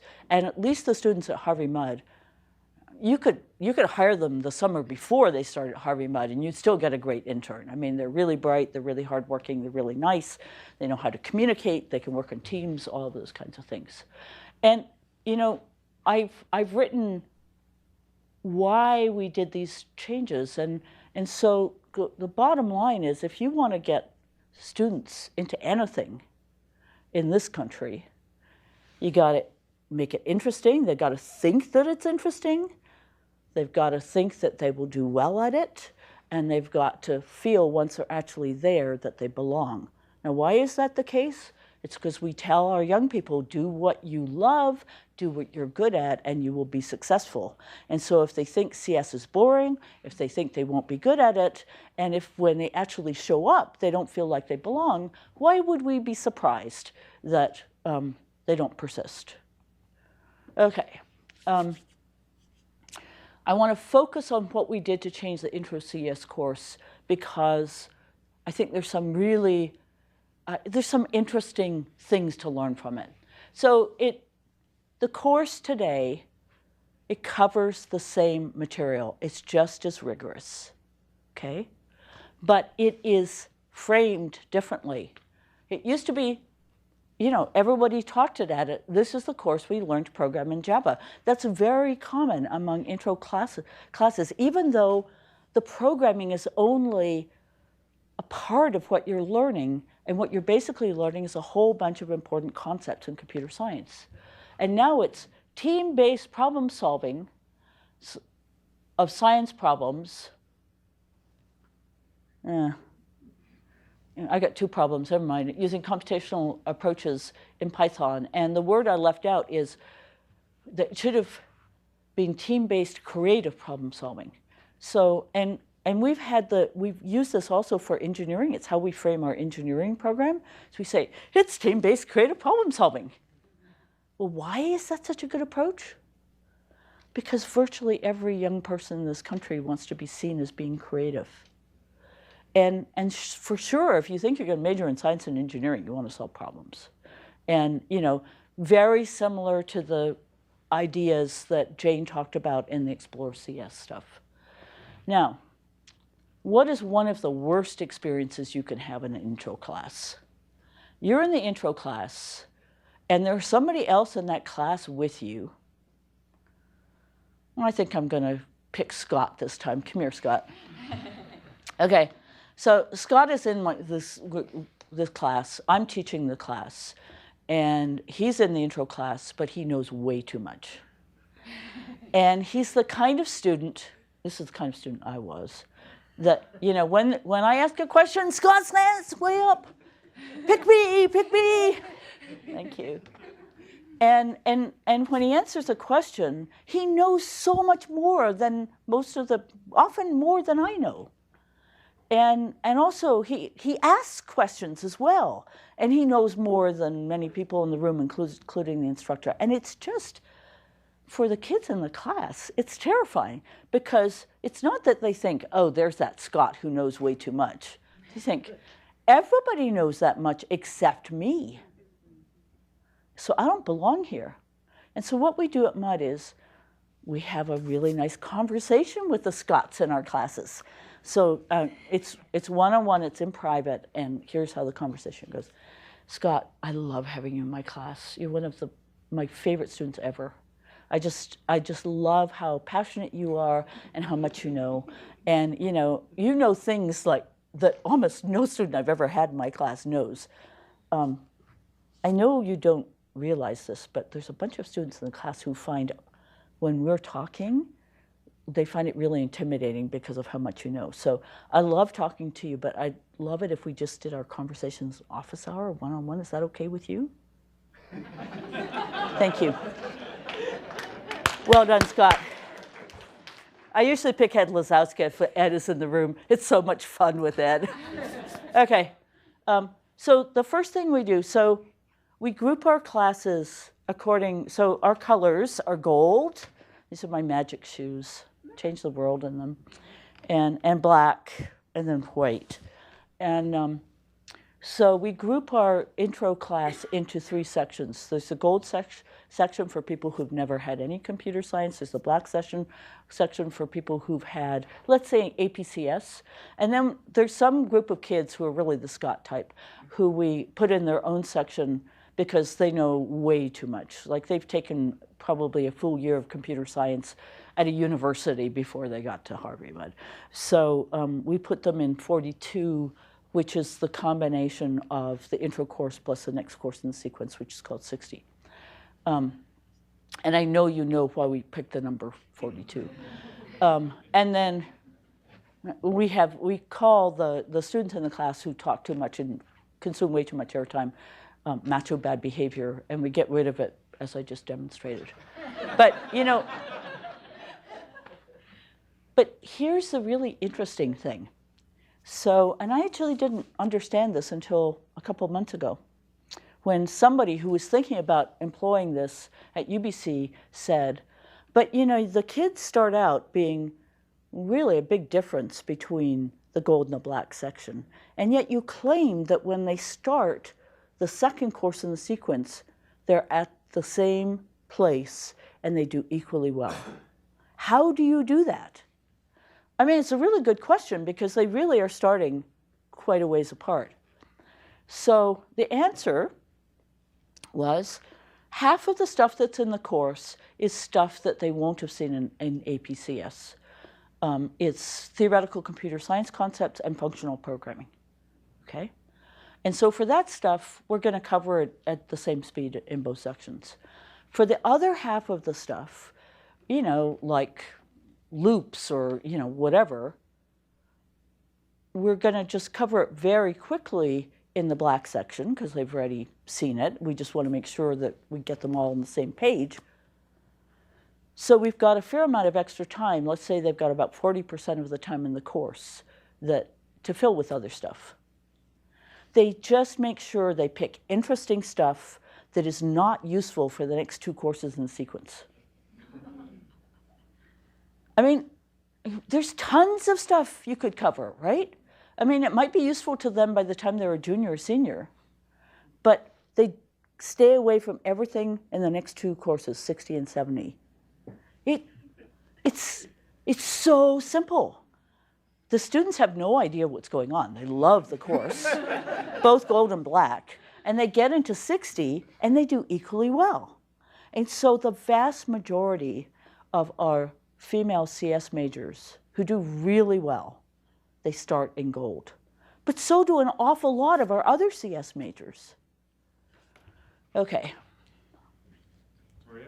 Yes. Do you have a sense of what the final, end of 4 or 5 year outcomes are for these 3 cohorts? So 42, a lot of those students think they're going to major in CS, and many of them do. And, you don't graduate from MUD. I mean, we've had, in my time there of 9 years, 1 student graduate early in 3.5 semesters rather than 4. I mean, 3.5 years rather than 4 years. And so having, the fact that you skip 1 course for 42, it means you've got 1 more elective in your schedule, but it really doesn't seem to make much difference. Between gold and black, we really don't see any difference.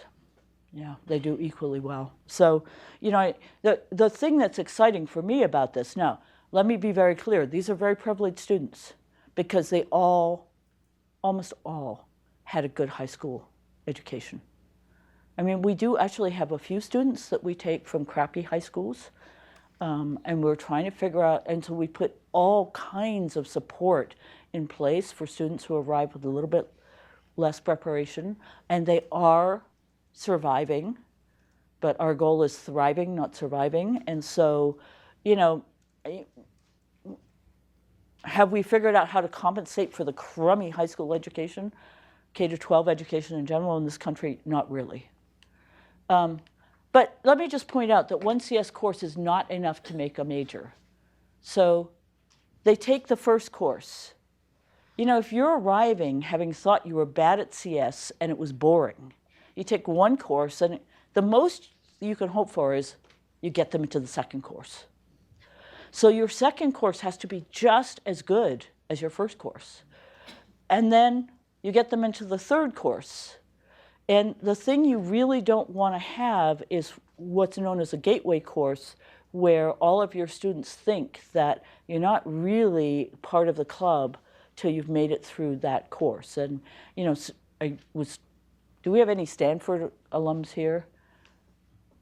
So somebody was telling me that it's 107, but, a couple of years ago I was talking to Stanford students and they were telling me it was 109. But so you need to make sure that they're in a pathway where all of the courses are equally engaging and wonderful. Either summer research or an industry internship is really important for retention. I mean, for many of our students, they take the intro course, they either do summer research in their first summer or they go on one of these early internships, and they really like that experience. And that's a big part of persuading them that they're actually going to major. And they make their decision typically towards the end of the second year. And we're now at, our last 2 classes, our incoming classes at Harvey Mudd are about 20% Latino, Latina, which is great. A lot of that is because we live, as Jane showed in her figures, in a very Hispanic part of the world. And about 5 to 6% of the incoming students are African American, up from preceding numbers before 2 years ago, about 1% to 2% African American, and about 6 to 7% Latino, Latina. So we've actually come a long way, and what we're looking to see is how those students distribute themselves according to major. Okay. Here's my begging. Number of majors tripled. Huge demand from students at the other Claremont colleges. So 60% of the students taking the intro course now are not from Mudd. It's the first time we've had a Mudd course become one of the 5 most popular courses at Claremont colleges. Typically, Claremont students go, you don't get A's in Mudd courses. We have 0.1% of our graduates have graduated with a 4.0. We just don't like giving A's. It's bizarre. So you don't get A's, you have to work really hard, and the students are way too smart. So they typically don't take Mudd courses. They are mobbing us in our CS courses. I mean, it's not just the intro course. We have tons. And we have an urgent need for more CS faculty. We were at 9. And engineering, which has always had the largest number of majors, about 80 per year graduating, is at 19. Well, now engineering is only graduating, let's say, 65 majors. We're graduating 80 majors in computer science, and I need to go from 9 to 19. But I can't just make a bunch of people retire, or I can't pick up a faculty member from chemistry or something and say, hi, you're now teaching CS. Just doesn't work that way. So we're now at 13 faculty, so we've actually increased it by 4.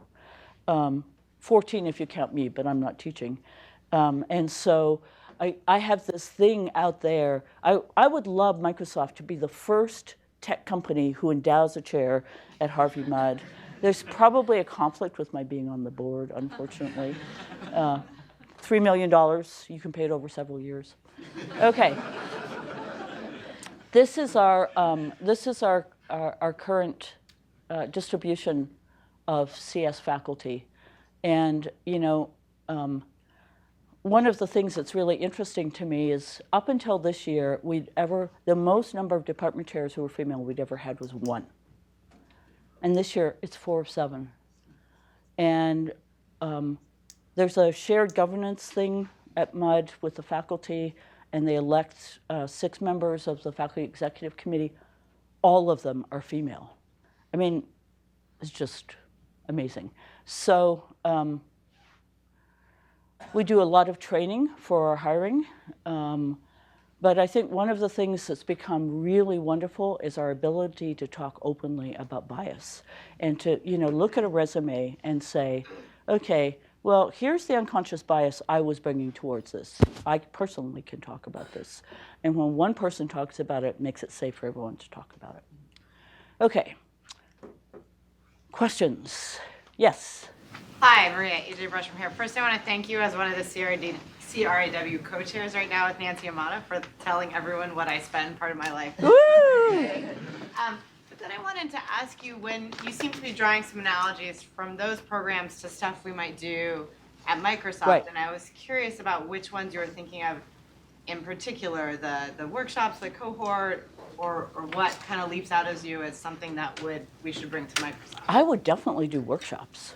I mean, I would take a look at technical career paths. And, you know, what do successful people, what does their career look like? I would just take a bunch of those. I mean, some people, you know, like Peter and Jeannette come in as very senior leaders, but, you know, many people, whether it's in research or whether it's in you know, various parts of the business, they come in as you know, a fresh college grad after a bachelor's degree, and then look at what that path is, and then do panels, just like these CRAW things about, you know, what it takes to get from level 55 to level 65 to level 66, and from 66 to 67. What does it take to become a manager? What does it take to become a technical fellow? I mean, just demystifying it and not make it just for women, just make it open. It's interesting that you say demystify it. Yeah. Because the it has a lot of mystery here at the company. Yes. And so demystifying a mystery is, I think, part of the challenge that we're experiencing here. Right. So, I mean, this is what HR people are for, guys. I mean, really. I mean, and Microsoft has some really good HR people. But, you know, I just think in the past it has not been a priority for the company to really think about these issues. And now it is. So, you know, I think this is a moment when everyone, including me, can suggest things. And so, you know, if I were in charge of HR at Microsoft, Do you want to be careful? I don't think Satya would let me be in charge of HR at Microsoft because I don't know enough about a whole bunch of stuff you would need to know. But if I were in charge of HR at Microsoft, I would very explicitly start looking at career paths. And I would pick people who've had a variety. And I would pick, you know, I would particularly look for some examples of women or men who have had unusual career paths as well as the more usual ones. And I would want to highlight some women who, perhaps went to 60% time for a few years when their kids were small, or men who went to 80% time or 60% time for whatever reason. I mean, I would want to make it clear that there are many paths to success in Microsoft. And, one of the things that Satya talked about at the Hopper, in his Hopper interview that I loved was, he talked about this female manager he had, and that how when he first came to Microsoft, he was just dying for his next promotion, if you know what I mean, his next step up the level. I completely understand that. I have that personality myself. I mean, I'm very, very ambitious, very driven, and all those kinds of things. And that he talked, what a wonderful thing it was when his manager, who's female, said, Satya, focus on your job today. Put your heart and soul into your job today, and you'll get promotions. But don't always be looking over the horizon. And, so there's the things you have to do for people like Satya and me who are always looking for more opportunities. I want to run the universe. That is my goal in life. My daughter does too. It's awkward having us both in the same family. But you also want the people who are, who are really ready to move up, and yet they lack self-confidence that they're ready. And so you want the whole spectrum of different kinds of personalities, and you want to make it clear what kinds of things you can do within the context of Microsoft. And Microsoft is a wonderful company. I mean, it really is. It has all kinds of interesting kinds of jobs and all kinds of ways to really make a difference in the world. I mean, I would choose Microsoft to be on the board over anything. We have a question online. Yes. From Jeremy again. And so he would like a follow-up question with you, Maria. And he wants So the same person? He's the same one that asked the question Yeah, online for Jay. right. And so he asked, what is your motivation for only focusing on gender diversity instead of racial diversity? And what are your future plans to increase racial diversity at Harvey Mudd? So great question. So I mean, I think the easy answer is, I'm female and I grew up wanting to be a boy more than anything else in the world. And, if I had been born 50 years later, I'm pretty sure I would have been transgender because, it's boys rocked as far as I was concerned. And so I think my entire initial attention to diversity was focused on gender because it was my life. But another part was I did not grow up in the US. I grew up in Canada and Scotland. And racial diversity is not the same issue outside the United States, or at least in Canada and Scotland. And so I'll say that when I worked for IBM Research, which was in California, I was working really hard on gender stuff, and there were so few African Americans, even in the research community, that it just wasn't a big issue. It wasn't really until I went to Princeton that I started to think really seriously about race, because suddenly I was in a country where this was a huge deal, and in many ways a much bigger deal than gender, though gender is a big deal. I'm really happy to say that in all the stuff we've done around diversity at Harvey Mudd, we have placed at least as much emphasis on race as we have on gender. It just was a way harder problem to solve, particularly for African Americans. The reason it was so difficult to solve is if you talk to Hispanic families, they want their kids to stay close to home when they go to college. And so it was always easier for us to get Hispanic students than it was to get African Americans. Because if you talk to African American families, they want their kid to go to the best place they got into. And if you're competing with Stanford, MIT, and Caltech for African Americans, let alone Princeton, Yale, Harvard, whatever, it's really, really hard to get those students to come. So it has taken time. I'm very happy to say we've made real progress on African American faculty as well.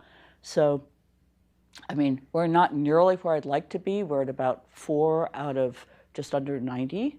But I will tell you that's pretty darn good for a science and engineering school, and it will get higher because we've been working really hard on it. So, so to our friend from Germany, it's not that it's something we're not working hard on. It's that I'd say gender is a way easier problem, and I want to solve both problems, but I'm not going to wait on gender just because we don't have enough experience with race yet. Yes? Maria, I'm going to ask something that's a bit controversial, I think. Go for it. But, one tool that I've often seen used in addressing the serious inequities is a segregative tool of separating out women or racial minorities, whatever, and giving special treatment, women's only groups, the Grace Hopper thing.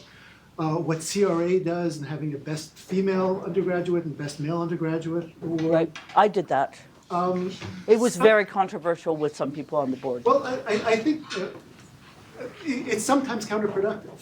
And particularly the CRA case, I think, can be, because what I've seen happen sometimes is the best female undergraduate is not viewed by some as having accomplished as much as the best male undergraduate, and CRA has made it impossible for a woman to ever be labeled as the best undergraduate. So, I mean, this was a long discussion. It happened the first year I was on the board, and the reason I did it was I knew perfectly well that if we didn't do it, we would have 20 male winners for every female one, or even worse. I mean, I cannot tell you how many times I have been on, some board or committee, and we're looking at the names of people to receive some award, and there are no women on the list. And, I mean, what I knew is if we made separate ones, we would have a female winner every single year and a number of honorable mentions. And yes, there are people who might devalue it, but there are way more people who'll be really impressed when they see that she won the undergraduate award. And I'll say, when I went on the Turing Award Committee, which I was on for 5 years, we had no female winners of the Turing Award. And I remember telling the then chair that we were going to have 2 women win the Turing Award in my 5 years. And he sort of went, that's totally inappropriate. We're only doing this for merit. And I said, yeah, and they're going to win it on merit. And we did have Fran Allen, and then we had Barbara Liskoff.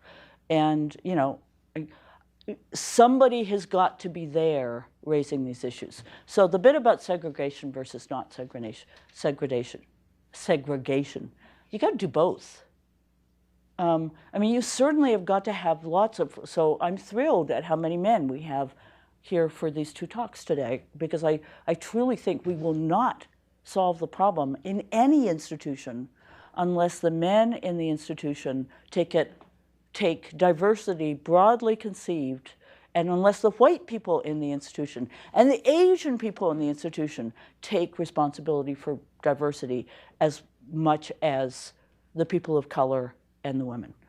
So, I feel that very strongly. On the other hand, there are certain kinds of conversations that will be different so one of the things about Hopper is Hopper welcomes men. But the fact that it's, let's say, 80% or 85% female makes it a completely different experience for the attendees, both male and female. So I think you need a whole range of kinds of experiences. So clearly the situation at Hopper was unexpected.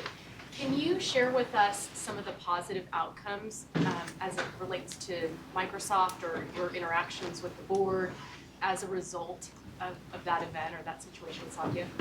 Yeah, so the question is, obviously we didn't expect what happened at Hopper. I definitely didn't expect it. Now, I bear some guilt, okay? Here's why I'm guilty. Those of you who know me, day in, day out, you know that I'm sort of a goof off, right? Like, I like to have fun. I like to be a little outrageous. And what I didn't realize was I don't behave that way at the Microsoft board meetings. I have tried to behave that way at the Microsoft board meetings. I got my wrist slapped and I learned, right? So I'm pretty quiet, reflective, well-behaved at Microsoft board meetings. So one of the things I didn't understand was that Satya had never seen the goofy Maria.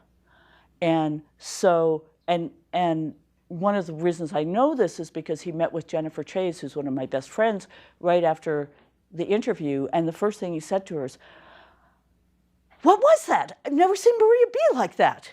And Jennifer said, "Oh, she's like that all the time." Well, I am, but he hadn't seen it. So that's one thing I just want to make clear, that I was trying very hard to make the real Satya come out, because I think he's an amazingly wonderful leader.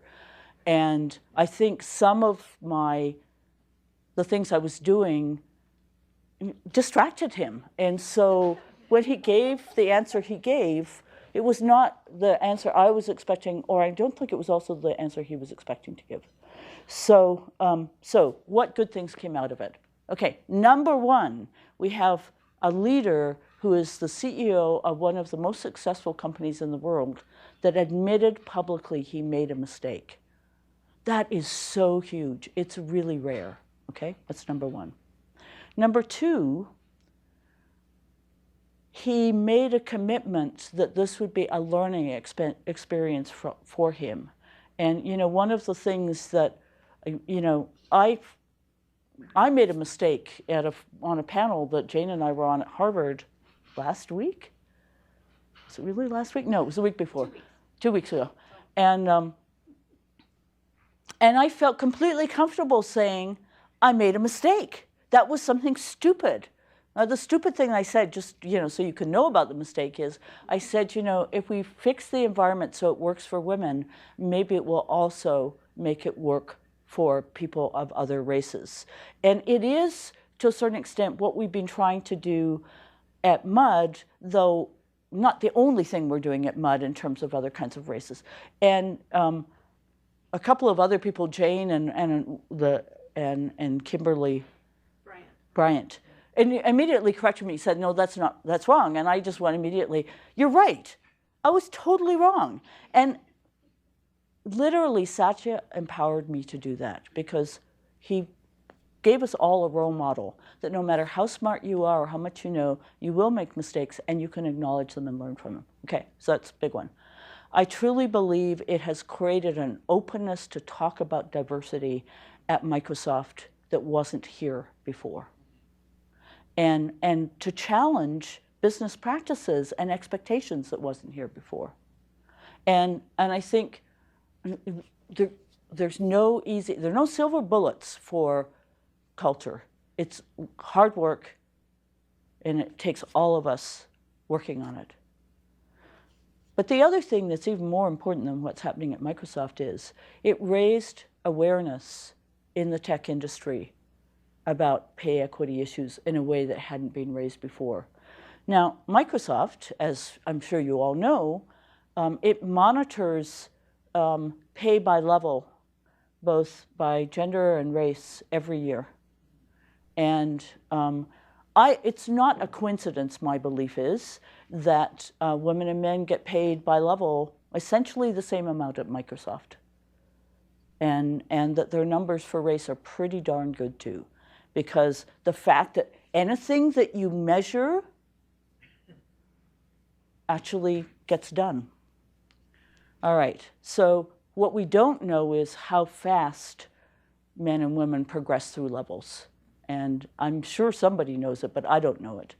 I have asked. But we have that data for MSR. Okay. It's very excellent. And I think it's exactly the same point. Okay. Because if we measure it, we can actually see. Yeah. If you measure it, we'll see it.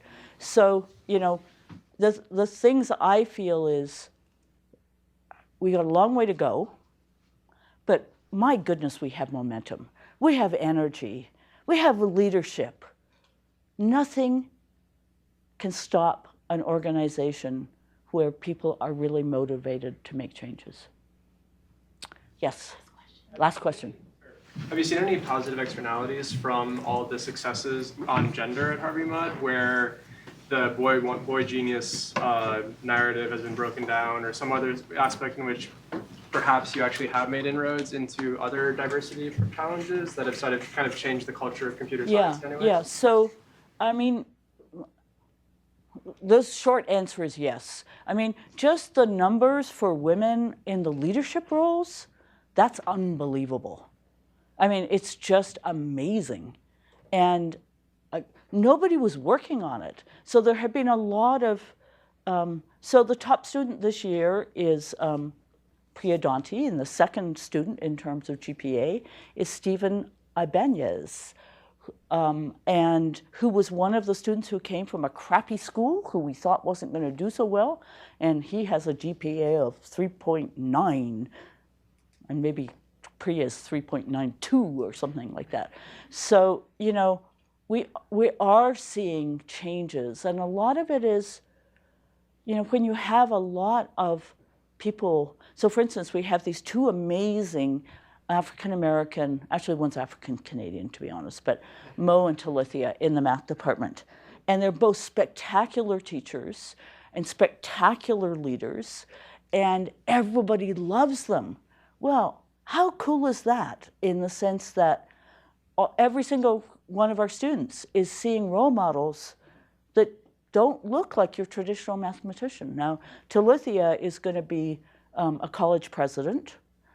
I have no doubt. She just is going on ACE Fellowship for next year. She's going to be shadowing Freeman Hrabowski, who's the first African-American scientist to lead a Research One university. He's been president for 20 years at the University of Maryland at Baltimore County.